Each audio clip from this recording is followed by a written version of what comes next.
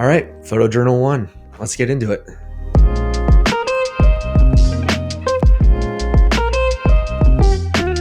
Well, this is weird. If you're watching this right now, thank you.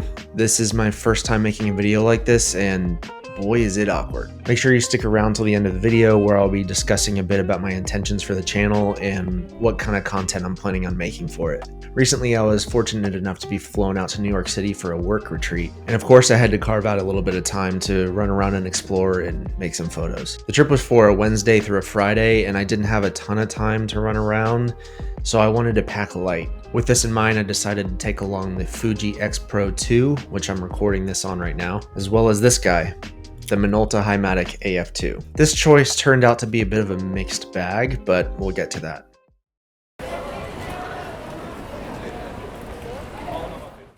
Day 1 started out with a bit of a rocky start. I ended up having a 6-hour delay on my flight. This meant that I would be spending 6 hours basically bouncing back and forth from seat to seat and paying $16 for the world's okayest chicken biscuit. While I was at it though, I decided to preemptively load up the Minolta with the first roll of film for the trip, which would be Kodak Ultramax 400. Luckily, this shot was not an accurate foretelling for how the rest of the film would come out for the trip, but again, we'll get to that. Eventually, I was able to board a flight that didn't have any apparent issues, and we were off.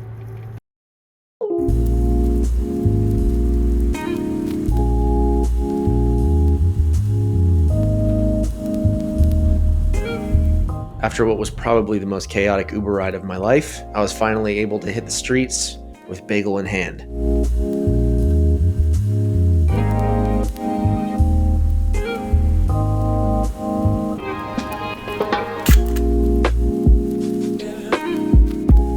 I decided to start with the Minolta since it's essentially a point and shoot, so I didn't have to spend a lot of time stopping and framing up scenes. Plus, stopping and holding up sidewalk traffic, I'm pretty sure is one of the biggest sins you could possibly commit in New York City.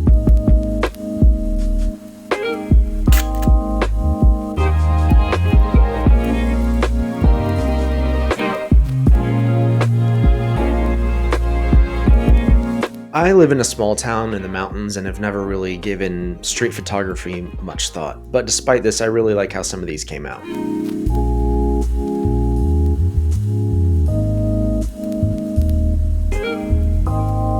My first and only planned stop for the trip was at Top of the Rock, which is an iconic observatory that overlooks the New York skyline. This is also where I decided to take out the Fuji X-Pro 2.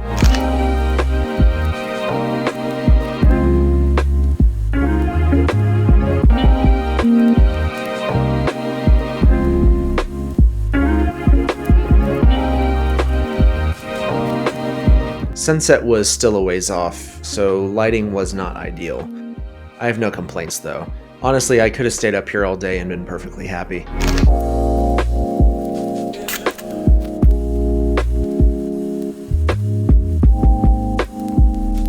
I think I got some good shots here, and I was somehow able to capture the scale of the city pretty well for using such a wide focal length.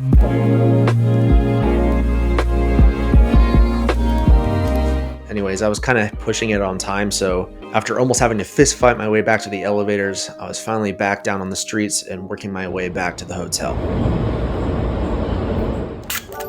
Nice shot!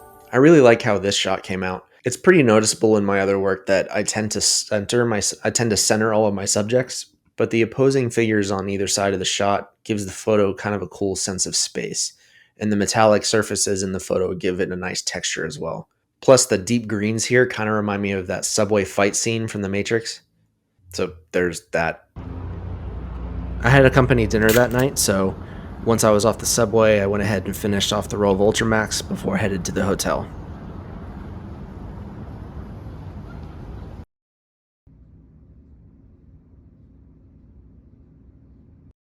The next day, I was at the hotel pretty much all day working, so I wasn't able to go out and shoot. But that night, everyone in my department decided to go out for dinner in Manhattan. We went to a family-style Italian restaurant near the Upper East Side, and I definitely did not gorge myself.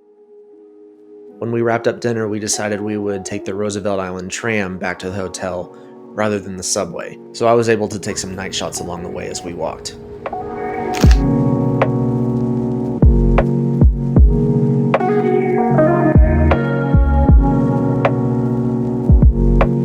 If you're looking at these photos and thinking, hey, do I have astigmatism?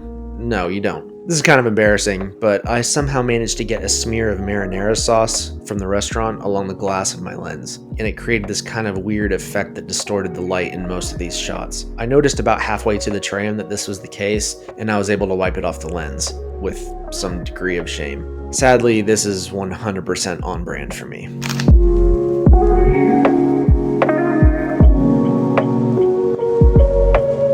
I really like how these ones here came out, although in hindsight I probably should have stepped back a few steps to get a wider shot of this guy holding onto the handrails. I felt like all the shots from this night were really elevated by them being in black and white. It gives the city this kind of noir feeling that I really like. Kind of reminds me of old detective movies or something. So that was pretty much it for Thursday. Not much happened, and I ended up turning in early that night because I knew the next day would be my final and biggest day in the city.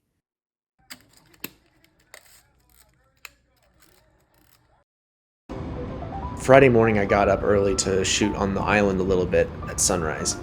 I would have really liked to venture more somewhere in the city for this time of day, but I had one final session with my coworkers before I had to leave, so I had to stay close. And yeah, I like how these ones came out.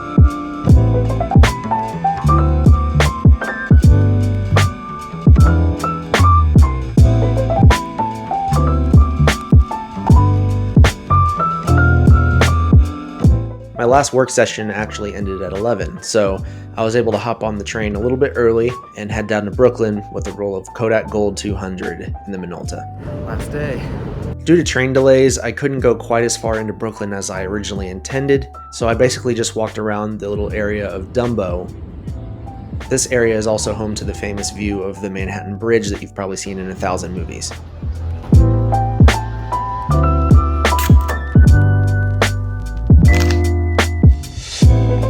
The riverfront is dotted with these little grassy knolls and paths and little parks, all of which offer really cool views of the financial district across the river.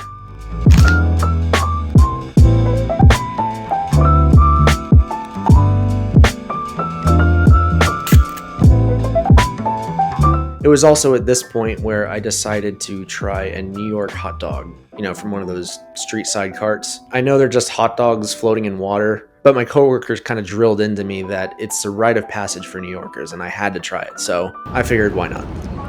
Yep. That's a hot dog. It was definitely a hot dog. It was at this point that I started walking back towards the train.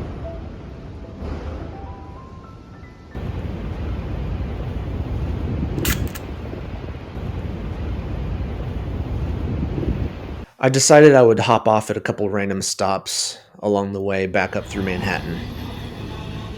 Around this time I didn't really take a lot of photos though, as there was a bunch of train delays all of a sudden, and I was desperately trying to find another route to where I was going so I didn't lose too much more time.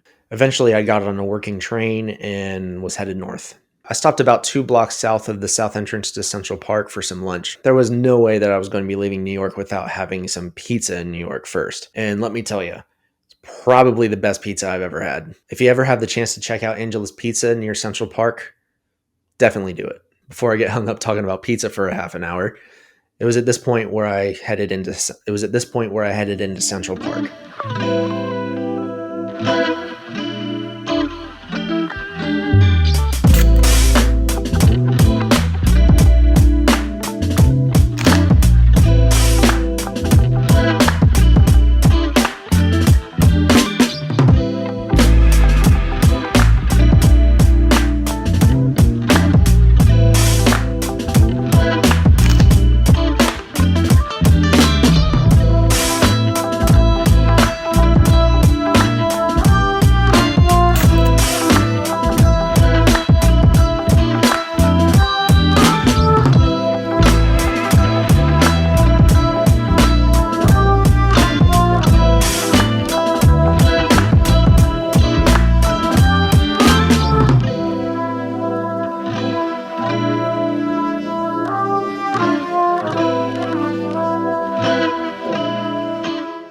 I know it sounds kind of dumb because Central Park is known for being huge, but you don't really have any idea just how big it is until you're in it.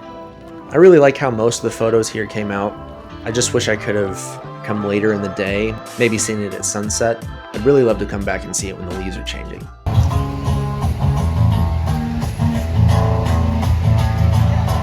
Wow.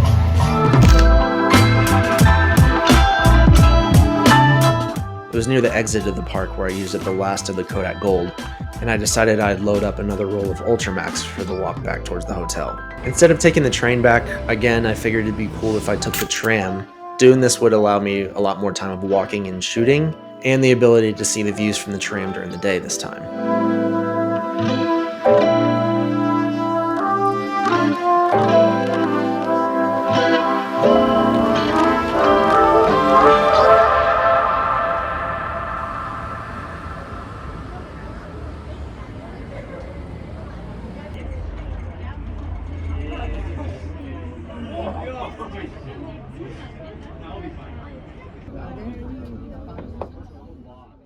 Eventually, I made it back to the hotel, and I shot this.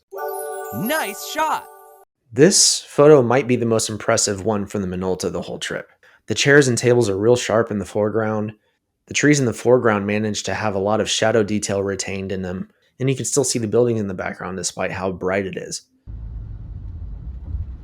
It was after this shot that I was on my way back to the airport and ready to head home. So, lessons learned. When wanting to pack as light as possible, I took the Minolta instead of my Bronica, which I normally would have brought. This choice was a bit of a double-edged sword.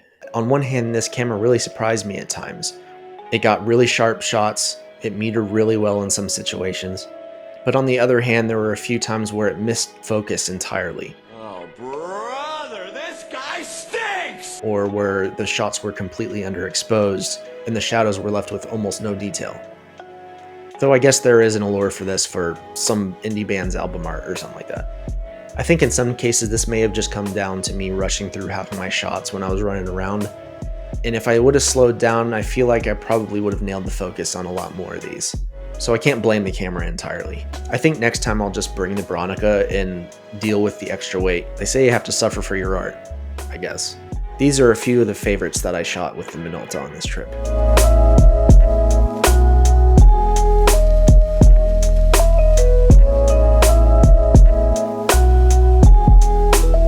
As for the X-Pro, I think it did great on this trip. The size and weight make it kind of perfect to just sling over your shoulder and run through the city. And the images that it captured are very sharp, especially for a crop sensor camera, but I know that's starting to matter less and less these days.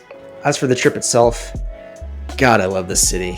Again, I know it sounds dumb because New York City is massive, but you don't really know until you're in the thick of it just how big the scale of everything is. The energy of the city also is so immersive and inspiring, and it brought out this love for street photography that I never really knew I would have before. I will definitely be back. I missed a lot, so there's a lot more I want to be able to do. If you made it this far, thank you for watching. I plan on doing a lot more things like this, kind of like a photo journal entry type thing for photo trips that I take, small, big ones, whatever. I also plan on possibly doing some deep dives into film stocks and what situations to use them in. Might do the occasional camera review, I don't know, and just other general photography related topics.